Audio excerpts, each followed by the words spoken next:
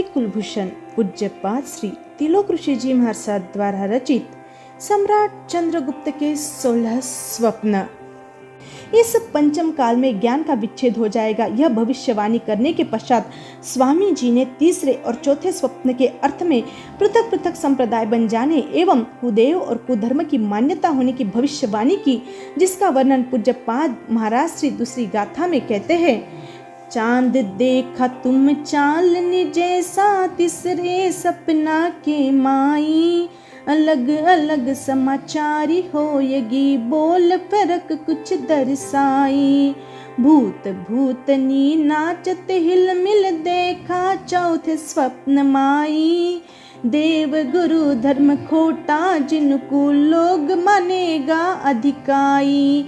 दया धर्म पर बहुत जलेंगे, थोड़े जैन धर्मधारी, भद्र बाहु मुनि कहे भूप से, पंचम आरो दुखकारी। भद्र बाहु मुनि कहे भूप से, पंचम आरो दुखकारी।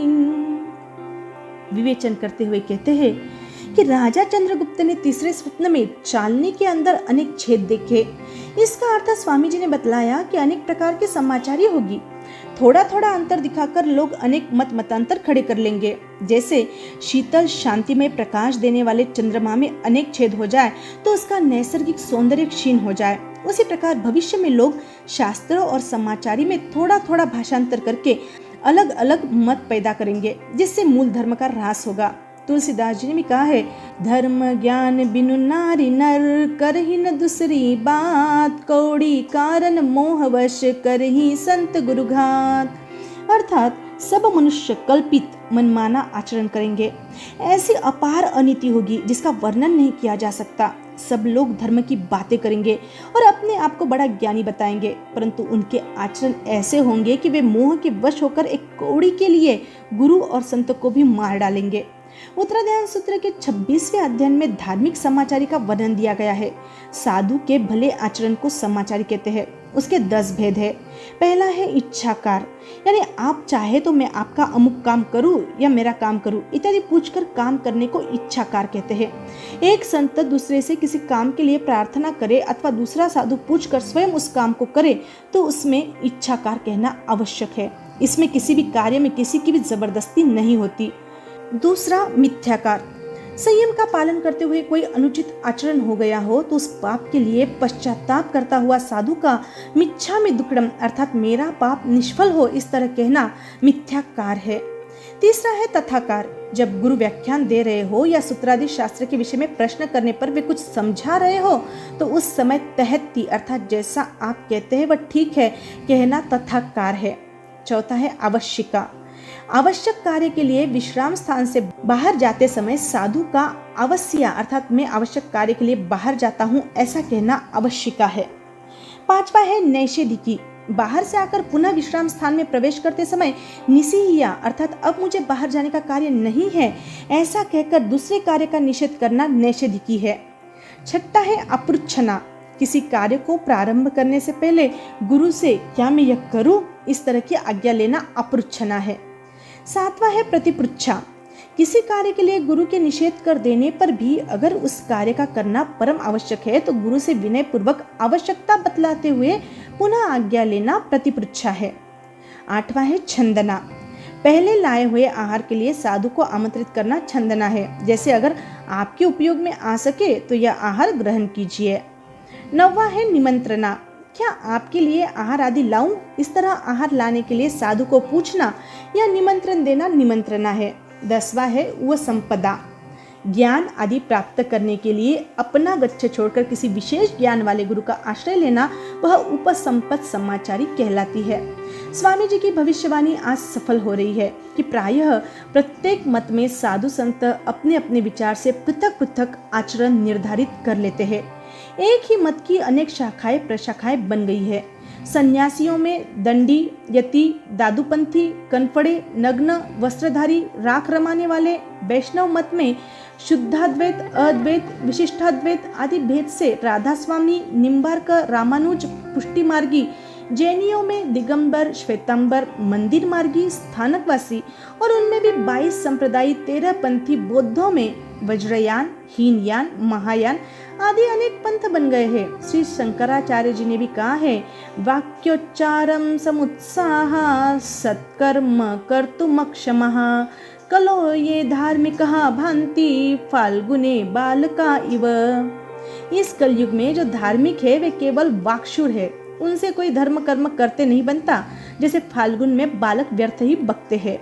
प्रायः साधुओं को बड़े होने और प्रसिद्धि पाने की इच्छा रहती है। वे स्वयं दूसरों के प्रभाव को देखकर ईर्ष्या करते हैं। एक ही संप्रदाय में एक ही मार्ग का उपदेश करने वाले साधु, गुरु या उपदेशक भी एक दूसरे की उन्नति नहीं चाहते और थोड़ा बहुत वचनों या आचरण में अंतर करके अलग संगठन बनाकर पृथक पृथक उपदेशों से अपना प्रभाव जमाना चाहते हैं। इसी तरह का धर्मानुराग इस पंचम आर्य में रह गया है। मिथ्यारंभ दंभरत जोई ताकह संत कहे सब कोई, निराचार जो श्रुति पथ त्यागी कलयुग सोई ज्ञानी वैरागी। अर्थात जो झूठ बोलने वाले और पाखंडी है उनको सब कोई संत कहते हैं। जो आचारहीन और शास्त्र मार्ग को त्यागने वाले हैं प्राय वे ही इस कलयुग में ज्ञानवान और विरक्त कहे जाते हैं। अपनी स्वार्थ सिद्धि एवं झूठी प्रशंसा के लोभ में अनेक गुरु, साधु और संत एक ही मत से अनेक मतांतर बनाकर अज्ञान अंधकार में पड़ी हुई जनता को अपनी तरफ आकर्षित करते हैं और लोग भी वैसे ही साधुओं की पूजा करते हैं। आजकल सच्चे धर्मानुयायियों को कोई नहीं पूछता। राजा ने चौथे स्वप्न में भूत भूतनियों को आपस में बड़े प्रेम से नाचते देखा। इसका अर्थ स्वामी जी ने बतलाया कि भविष्य में सुदेव, सुगुरु और सद्धर्म को प्रायः कोई नहीं पूछेगा। लोग भूत, डाकिनी, पिशाचनी आदि देवों को और धर्महीन मार्गों को मान्यता देंगे। भूत व्यंतर जाति के देव होते हैं जो मनुष्य के क्षेत्र में इधर उधर घूमते रहते हैं। टूटे फूटे घर, जंगल, पुराने वृक्ष और शून्य स्थान इनके आश्रय स्थान है। ये जनसाधारण को प्रायः दृष्टिगोचर नहीं होते। इस पंचम काल में ऐसे मत, संप्रदाय या धर्म का अधिक सम्मान होगा जिसमें खराब देवों की पूजा की जाती है, जिसमें दुराचारी गुरु होते हैं और जो धर्म के नाम पर अधर्म का प्रचार करते हैं। यह बात आज वास्तविक हो रही है। कोई कोई मतानुयायी विशेष प्रकार के निंद्य चिन्ह बनाकर पूजा करते हैं, अश्लील व्यवहार करते हैं। किसी मत में मदिरापान और स्त्री से रति करना ही मोक्ष मार्ग है। गुरु के उपदेश से कोई भी व्यक्ति किसी भी स्त्री से रति कर सकता है, चाहे वो उसकी माँ या बहन ही क्यों ना हो, और गुरु भी अपनी इच्छा अनुसार किसी भी स्त्री से अपनी विषय वासना पूर्ण कर सकता है। इस प्रकार के धर्मानुयायियों की संख्या भी बहुत है।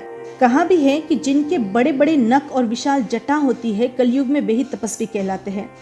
जो अमंगल वेश और भूषण यानी मनुष्य के कपाल और हड्डियों आदि को धारण करते हैं, जो भक्ष्य और अभक्ष्य यानी मांस, मदिरा आदि सब खाते हैं, वे कलयुग में योगी और सिद्ध कहलाकर पूजे जाते हैं।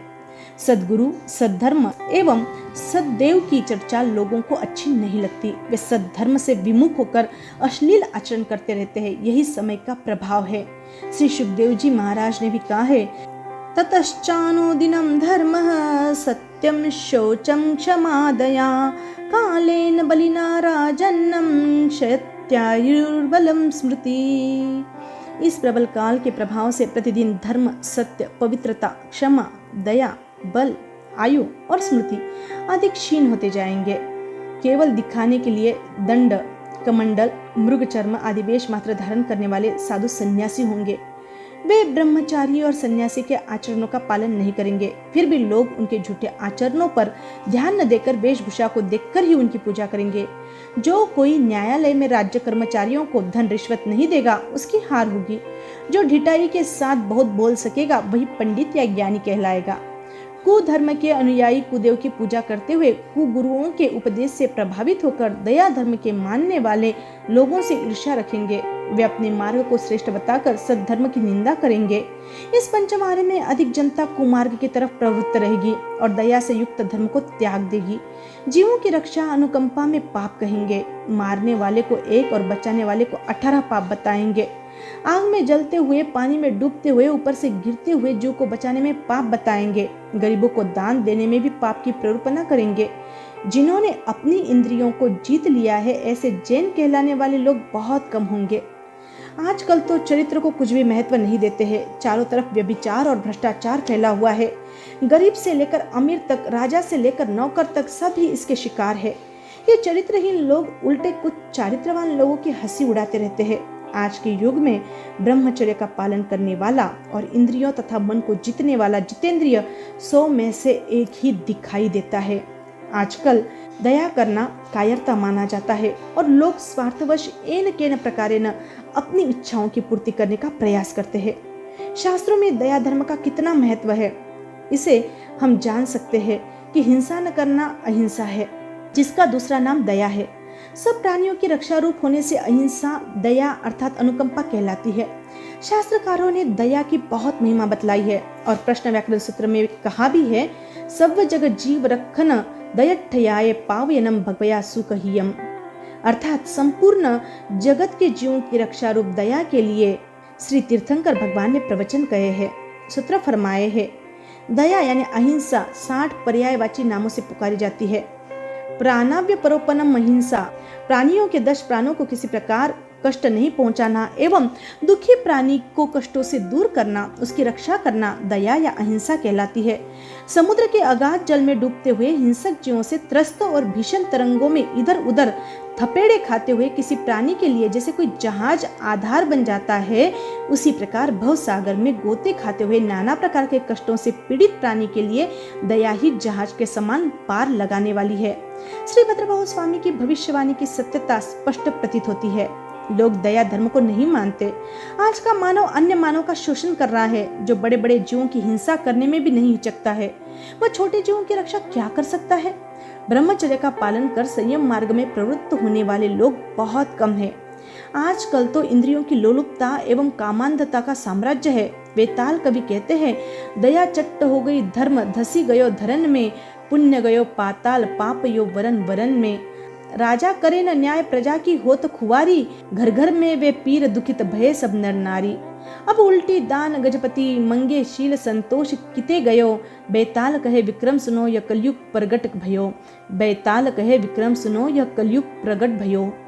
अतः समय के प्रवाह में न बहकर दया धर्म का पालन करते हुए इंद्रियों एवं मन को जीतकर ब्रह्मचर्य का पालन करना चाहिए। देवदानव गंधर्वा जखर खस किन्नरा बंभयारिम नमम संति दुक्करम जे करंति ते, अर्थात दुष्कर ब्रह्मचर्य का पालन करने वाले पुरुषों को देव दानव गंधर्व यक्ष राक्षस किन्नर आदि सब नमस्कार करते हैं। ऐसे धर्म का पालन करने वाले लोग बहुत कम हैं, इसलिए यह पंचम काल अत्यंत दुखकारक कहा गया है। इस पंचम काल में जैन धर्म को बहुत कम लोग मानेंगे। कुदेव कुधर्म कुगुरु को मानने वाले लोगों की संख्या अधिक होगी। इस तरह की भविष्यवाणी करने के पश्चात श्री भद्रबाहु स्वामी ने राजा चंद्रगुप्त को आगे के स्वप्न में क्या कहा, यह हम अगले भाग में सुनेंगे। जय आनंद।